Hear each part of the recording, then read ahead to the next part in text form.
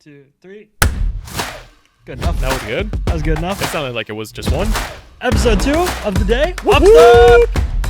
We are productive. We are productive. There's more news. There are more news. We're newsed up. It's too much news. They just can't stop with those news. They can't stop, won't stop. Can't stop, won't stop. So we just talked about a camera, but now every camera needs a software. Oh. Kyle, what would it take you to leave Adobe? Ooh, a lot of money. Not better features? Oh, man. Sell me on it. Listen.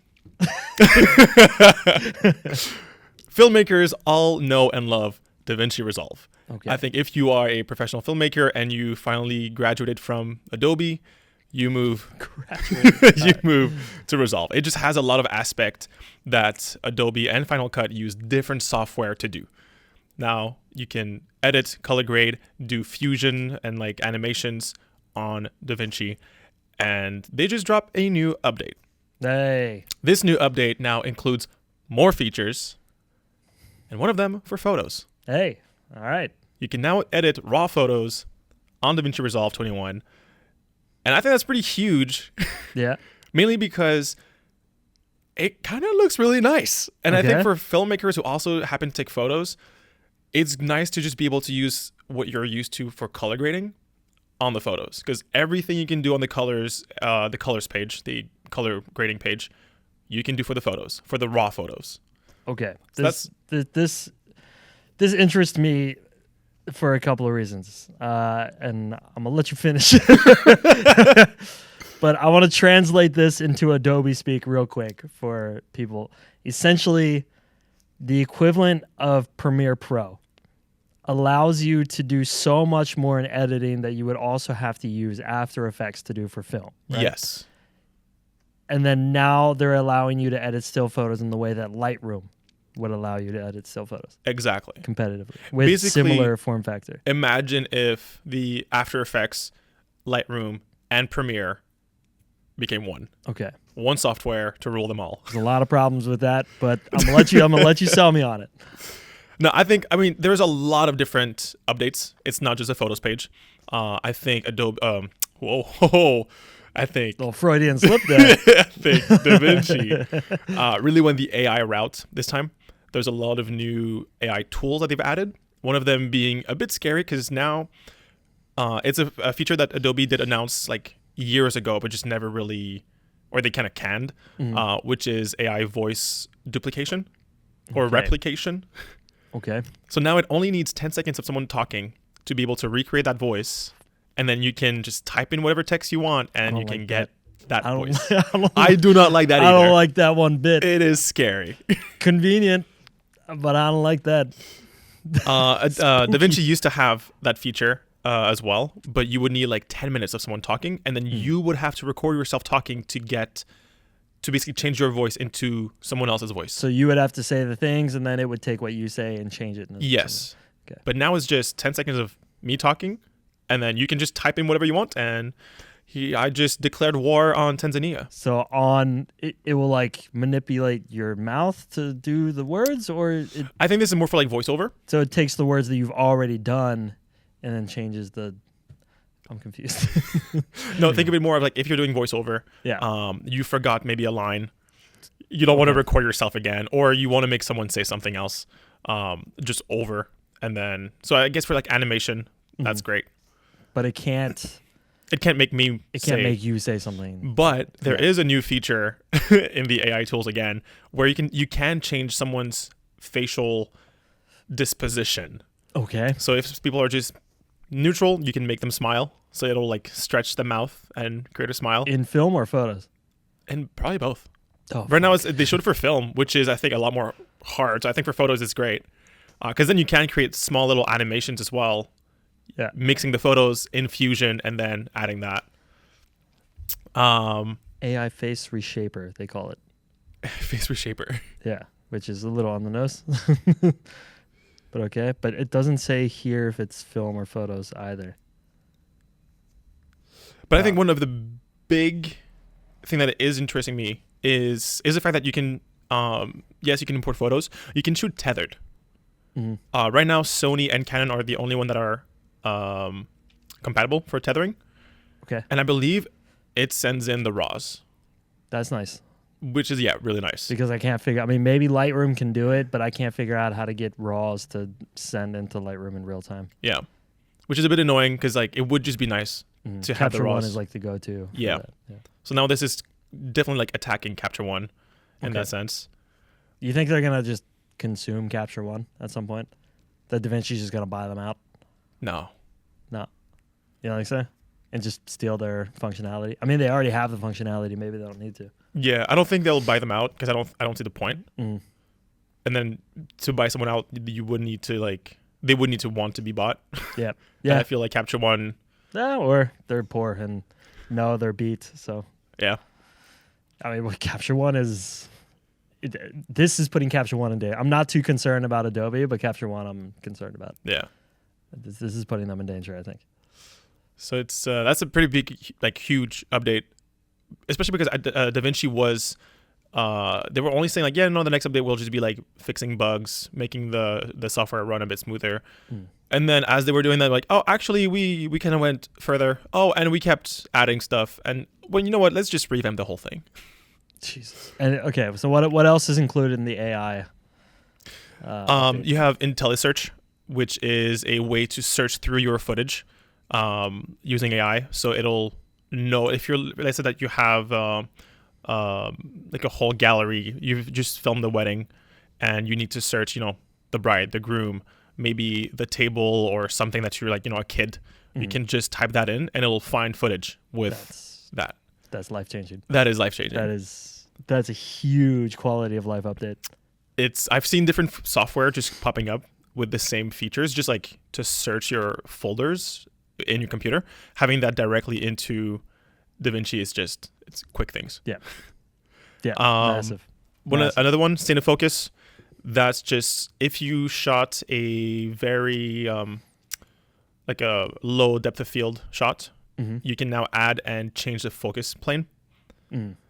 So if the aperture was super tight and everything is in focus in the original shot, yes, you can change it to a tight or essentially a wider aperture with shallower depth of field. Exactly. And then move that across the plane. So I don't know how useful that's going to be.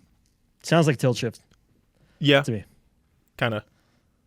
Yeah. It's I feel like there's a lot of features like that where I'm like, in the grand scheme of things, they're very small updates. It's a huge like capability to be able to do that with footage. Yeah.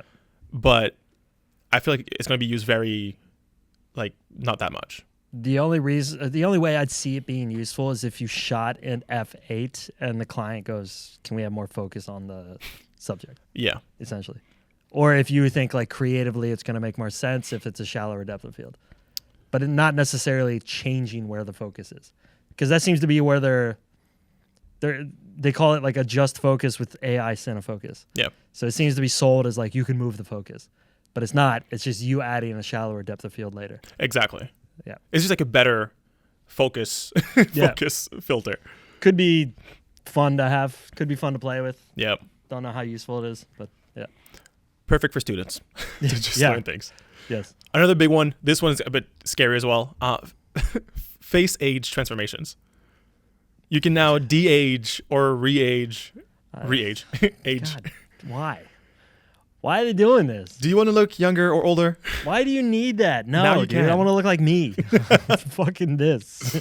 Unfortunately. I think this is like, these are the kind of updates where we are seeing things that Hollywood has been doing for so many years, with varying degrees of success, brought down to the consumer. Mostly negative degrees of success. Yes. People don't like the age transforming shit. It's weird. It's uncanny. So why fight so hard to make it a baked-in feature of DaVinci, the program? Like what? Who's that for? I think it's for the prosumers, for people who don't have the budget to use the technology to de-age, because I think that's like hundreds of cameras doing a scan of the face, and then I'm sure there's one guy who's just super like knowledgeable about that, and that's his job. Now it's just okay. The program can do it so good. But why? Why? Why should this? Why is it that common of a thing? I don't. To me, this makes like zero sense. I mean, I understand it's a fun tool to have, and it's like, oh, look what I did. But like, what's the product? You feel like it's more of a gimmick? I don't even know if it's a gimmick, because a gimmick at least has like some sort of attractiveness to it. This is just like depressing. Like, to me, this is like objectively a problem. It's not a good thing. I'm curious to see how it's going to be used. Definitely. Like, I don't see myself using it. I don't know why I would use it. Mm-hmm. So I am curious to see like why, like how people will use it. Because I'm sure like one feature can, is labeled as something like this is going to be like a de-aging feature. Mm-hmm. I'm sure you can use it in different ways that is not meant to be used as that. So you think maybe this is like a beta for something else? Maybe, or I think it's just that consumers usually like they see a feature and they apply it in a different way. Mm-hmm. So okay. Yeah, but like I was gonna say, like maybe it's gonna be a way to like just smoothen out skin and be able to like just remove blemishes, but that also happens to be a new feature. Of course, you can remove blemishes now. You can't just record beautiful people anymore. You got to make ugly people look beautiful. Yes, all right, cool.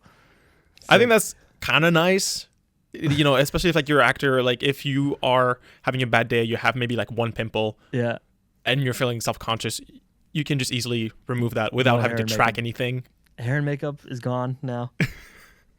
Like this is insane. Yes, this is nuts. Hair and makeup as an industry for anything less than like $1 million movie is gone now. I mean, you just need one person to apply foundation and make them look decent, and then you can just. You know how in Norway you need to put a badge on whatever AI has like removed like facial. Yeah. Do you think that now applies? Massive. Yeah, the massive badge. Massive badge. So to explain that, in Norway, there's a law that on any photo with commercial value where the model's skin or facial features have been altered, 10% of that photo has to have a stamp on it in the final product. So in the poster or in the ad in the magazine or online that says this has been retouched and the model does not look like this. Yeah. So does this introduce that globally? Does that introduce that for video ads? It should. Yeah. I totally think it should. I don't see why not. De-aging? Yeah, this model has been de-aged. This model doesn't fucking look like this in the slightest. Yeah. It's crazy. The only time, to get back in the de-aging thing, the only time I've ever heard of a studio using de-aging technology is, look at how embarrassing it is that they tried it. It's always in a negative light. I don't, like, what's the point? And it's not necessarily the execution, because we can look at the execution and be like, oh, that's good. It's more like, you're just cheating. Why? De-aging, I get. Aging, however, I think that's pretty useful for especially like comedy skits, people who are just, like in 50 years, whatever sketch they're doing. Yeah. I think, I think that's fine. It'll be funny, but you're not going to see this and be like, oh, what a heartfelt moment. It's not going to be like, no. It's not going to be like The Notebook. No. I don't know if you've seen that movie, but where like half of the story is told from an older generation and half is from a younger. You're not going to like cry. It's not going to be touching. It's just going to be like. But you can have like a Benjamin Button kind of. Just hire different actors. It's way more interesting. Yeah, but this is for like prosumers and consumers. I don't have different actors. It's me. I'm the production and the actor. Yeah, but then it's going to grow with them, and then they're going to bring it into the professional world, and then it's just going to be this crutch that they've always leaned on, and they're always going to lean on. Yeah. Like, you're just going to get laziness. You're going to get lazy artists. 100%. Really lazy artists. But that's where then you'll see the good artist and the one who takes the time, they'll shine. I hope so, and I hope the consumers don't just get used to it. Yeah. Like, oh, that's the style, so that's what, like YouTube. Do you feel like people now tends to like enjoy lower quality stuff just because there's so much of it? 100%. Their standards have just fallen? 100%. Yeah. Yeah, totally. I mean, look at any like huge YouTube video. Mr. Beast. They suck. They suck. Like, objectively, that's it. I get that it's a big production and there's $100 million spend, and that the final product is like kind of exciting and thrilling, kind of a roller coaster, but it's like, it sucks. It's just a colorful mess of nonsense, and the lighting is unimportant. Like anytime they have some sort of professional lighting, it's just to light up the place so you can see things. Yes. It's not artistic. There's no effort put into it. The people who are characters are not good at being characters. They're just personalities. Yeah. Like it just sucks as a production. It's not. There's no creative quality to it. It's just let me do this risque thing to get a reaction out of people, and then we'll just light it up and paint everything blue and yellow because it's bright and people are going to be, Skittles. It's gonna suck. And this is like an evolution of that. I get that these tools can be kind of useful. I understand it. But what you're essentially doing is the lazy version of creation, which is not going to be a creative solution. It's going to be the most uncreative, mathematical looking like nonsense in terms of final product. And that sucks. That sucks. But what if you then just take that as like, let's say that I am, learning how to edit, learning how to do all these things. I'm getting into the film world. I have access to these tools that allows me to at least visualize and teach me how to tell better stories. And it's like, if I don't have the access to hire different actors, at least I can de-age or age them just for the purpose that I'm still learning. But at some point, I can still see the difference in quality. And I'm like, when I have the budget, I can actually get to that point. Find up and coming actors. There's ways around it. I mean, there's a reason why Spielberg is Spielberg. It's like a Jack Steven Spielberg. That's awesome. And there's a reason why these guys are so big. And like, it's not like they started with everything. They didn't. They started with the tools that they had, and they made good stories based on those tools. Sometimes the story's limited by the tools. It just 100%. But I mean, Cameron. James, yeah. Good friend of ours, James. He had to create his own tools. Yeah. Right? Just with like Avatar, he waited like with something like 10 years until the technology was there. Yeah, all of them. Like look at what Kubrick did. Yeah. The reason any of Stanley Kubrick's films are revolutionary from the standpoint of a filmmaker's point of view, or a grip's point of view, or a lighting point of view, or production or anything, is because the tools that he had were built to tell the story that he wanted to tell. Yes. He didn't tell the story and then go, oh, well, that tool exists. Let me just use that. Now, he built a Steadicam to make the shot of the kid on his tricycle feel weird. He built the floating pen in 2001 to make it feel weightless. Like, he did these things out of necessity, specifically to tell the story that he wanted to tell. And it gets rid of that creativity, is what I'm saying. So now you have this mathematical solution, which is a advanced AI speech generator, age deformer. Like you can just stack them up on top of each other and get this mathematical mess of what a creative shot could have looked like if you were just creative. Yes. But they're not. So you're stifling creativity by giving people too many tools. And I think that's going to really downsize the amount of people who can make phenomenal content. You're already starting to see it. Like, yes. James Cameron, Steven Spielberg, like when they release a film or any of these big name actors, it's a huge deal. And the only directors, I mean, there's still a bunch of directors who are still doing it really, really well and aren't getting the credits. But like Spike Jonze, for example, really, really good at using the tools he has available. Yep. Doesn't necessarily push beyond that. He lets the story tell itself. Wes Anderson. Amazing. The guy everybody fucking loves to imitate, right? Yes. He does it because those are the tools that are available. You paint the walls that color because that color makes sense. You don't AI transition the wall into a different color because, let me just try something. What about David Fincher? I don't watch enough of his... He didn't have that much, but I think David Fincher he's known to being very surgically accurate with like his camera movement, and everything is very like on purpose. Most of his shots as well, they're crime thrillers and all that. Most of his shots have more CGI than like Godzilla, Godzilla movie. He did like Girl with the Dragon Tattoo. Yes. Yeah. Okay. That has so much CGI, but it's mainly because, and people say like, oh, CGI is bad. It's just CGI you can notice is bad. Most of his stuff you don't notice. Yeah. Most of it. Most of it's dark as well, and you can hide some of the crimes behind that. Yeah. That's cool. It's the limits of the tech, right? Exactly. Exactly. Yeah. I mean, but so for me, it's more like if the tool exists, there's nothing wrong. It's how you use it. Yes, that's the creative part. Yes, using the tools to tell the story that you want to tell. The problem is when you filmed everything with a half-assed story, and then you come back to the editing bay and you go, wouldn't it be cool if the actor was like 20 years older? Right. If you want to change the narrative after the fact, that's where it gets. It's gonna look like shit. It's gonna feel fake. It's gonna feel forced. You're gonna make a shitty product. Anyways, this devolved into a critique of Hollywood. That's why I'm gonna stick with Adobe. No, but I am interested to try it out, definitely. At least for photography and tether shooting. I think that's going to be huge. Being able to because right now, Lightroom presets are a big thing. Being able to use LUTs on photos, I think is going to be interesting. See how that convert. Okay. If you want to just I'm sorry? Rather than presets? Yeah, if ever you have photos that are linked to something that you have filmed. So I think this update is very much for hybrid shooters. If you have made a short film and you have photos and you want to have the photos look exactly like the film, slap the LUT. Yeah, or learn to edit. Yeah. I can make a photo look exactly like a film. You can, but then it's you already have the recipe here. Yeah. And now you can just copy paste the settings like you would do for any. There goes the creativity. No, because you would do that anyways for photos. You edit one photo, you copy the rest on the rest. Yeah. I mean, I see what you mean. These are cool. There's an AI motion deblur that they've got. So in terms of motion blur, you can get rid of it and it'll resharpen the image. I think that's more for journalistic use. If you need to, that's illegal though. You can't do that. Is it illegal? Yeah, in journalism, it depends on the country, but okay. I have a bachelor's degree in journalism. I have never been to university. Altering photos is strictly regulated. Right. Very strictly. There's a reason, when we shoot for Red Bull, for example. Yep.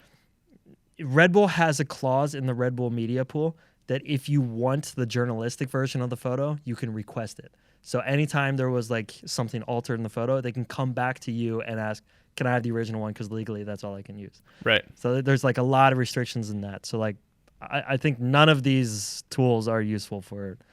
This is only commercial documentaries. Yeah. I'm sure there's a bunch of rules there that I don't know of. There's AI ultra sharpening. The one tool that I am very excited about. Yes. And I'm sure you and I are both looking at it right now. Sync with AI Slate ID. Yeah. That rules. That's good.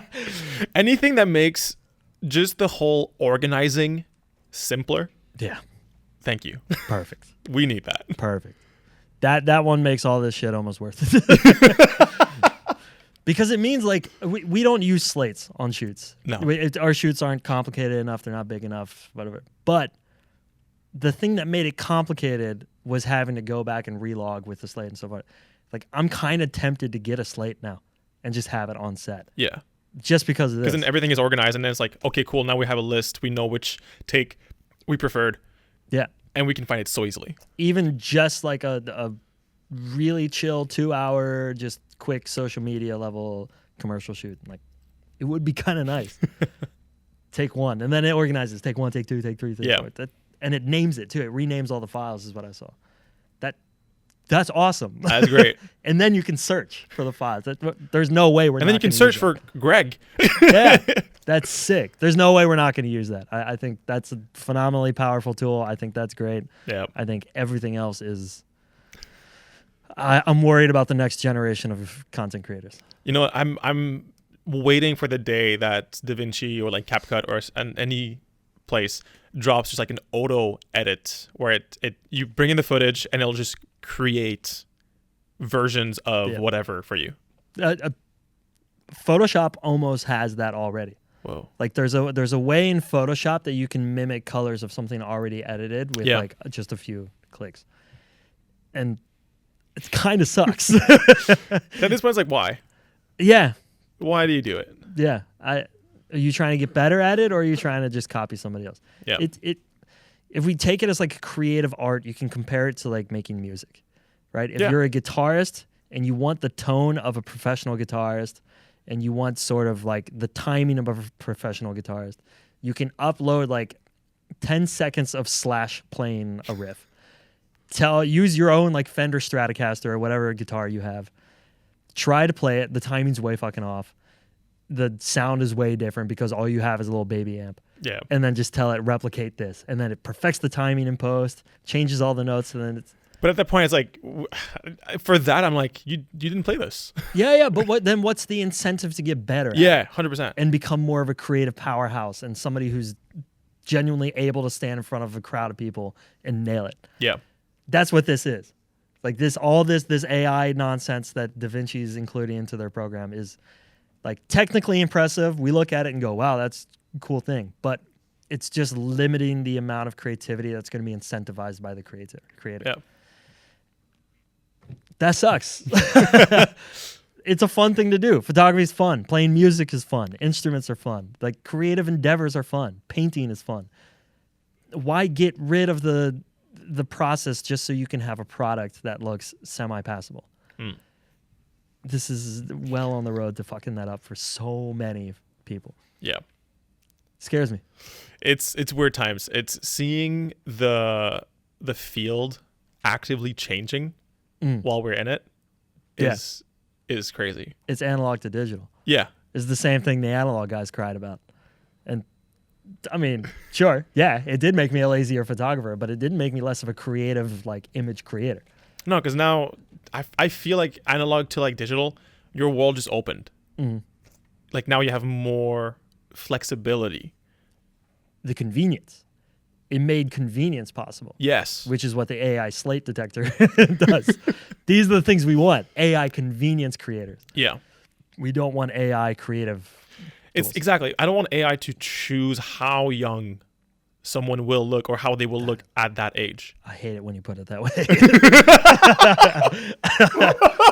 I hate that. That sounds disgusting. That's exactly what's happening. That was not. It's true though, but that's exactly what's happening, and that sucks. Dude. Yes.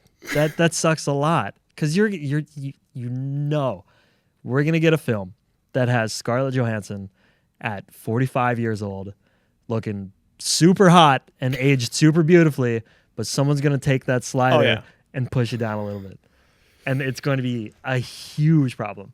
Black Widow is going to look like 16 years old again. No.